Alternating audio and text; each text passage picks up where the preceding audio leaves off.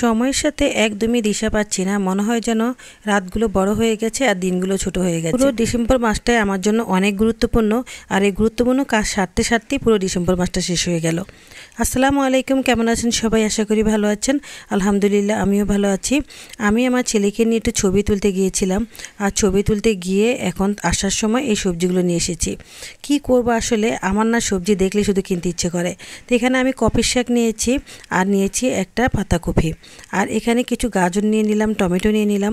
গাজরগুলো এত সস্তা পেয়েছি, এখন তো 30 টাকা করে গাজর হয়ে গেছে, আর অন্যান্য সময় 100 টাকা করে গাজর। গাজর অনেক ভালো একটা সবজি, যে কোনো সবজির সাথে গাজর খুবই ভালো মানায়, আর গাজরে প্রচুর পরিমাণ ক্যালসিয়াম থাকে, আর বাচ্চাদের জন্য অনেক ভালো। আমার বাচ্চারা তো কাঁচা গাজর খেতে অনেক পছন্দ করে।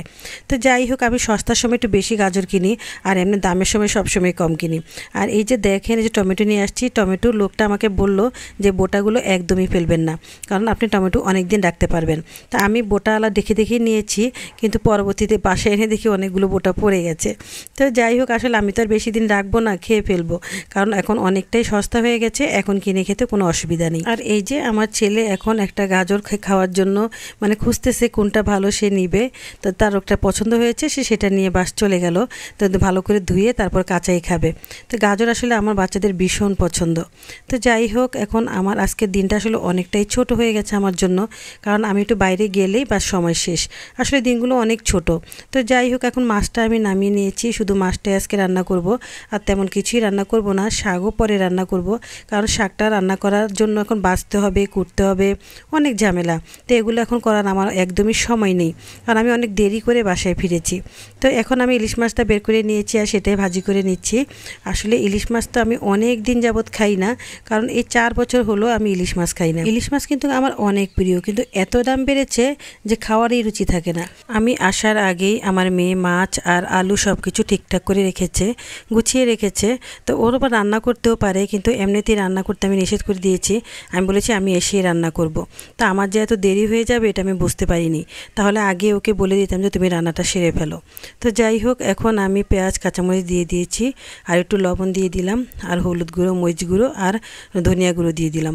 আসলে ইলিশ মাছ রান্না করলে আমি তেমন একটা মশলা ব্যবহার করি না, কারণ বেশি একটা মশলা দিলে ভালো লাগে না, আর এই মাছের গ্রানটাই নষ্ট হয়ে যায়। তো যাই হোক, এখন একটু পানি দিয়ে দিলাম, দিয়ে মশলাটা ভালো করে কষিয়ে নিচ্ছি। আজকে আমি নতুন আলু দিয়ে মাছ দিয়ে রান্না করব, কারণ নতুন আলু দিয়ে ইলিশ মাছ রান্না করলে অনেক মজা হয়। ছোটোবেলা দেখতাম আমার দাদি রান্না করতো, খুব ভালো লাগতো খেতে। তো আজকে আমি সেটাই রান্না করছি, একদমই শর্টকাট, কোনো ভেজাল নেই। তো যাই হোক, তরকারি এনেও আজকে কুটার সময় নেই, কিছু করার নেই।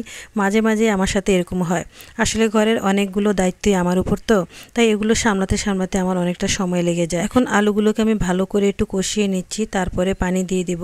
তো আমার মতো এইভাবে আলু দিয়ে মাছ রান্না করলে কে কে খেতে পছন্দ করেন বলেন তো? আমার তো ভীষণ পছন্দ।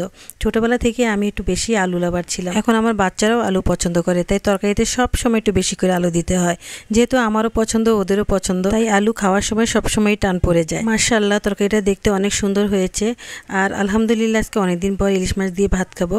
তো যাই হোক, ভিডিওটা যদি ভালো লাগে অবশ্যই লাইক, শেয়ার, কমেন্ট করে দিবেন। আজ এ পর্যন্তই। ভালো থাকবেন, সুস্থ থাকবেন। নেক্সট ব্লগে আবার কথা হবে। আল্লাহ হাফেজ।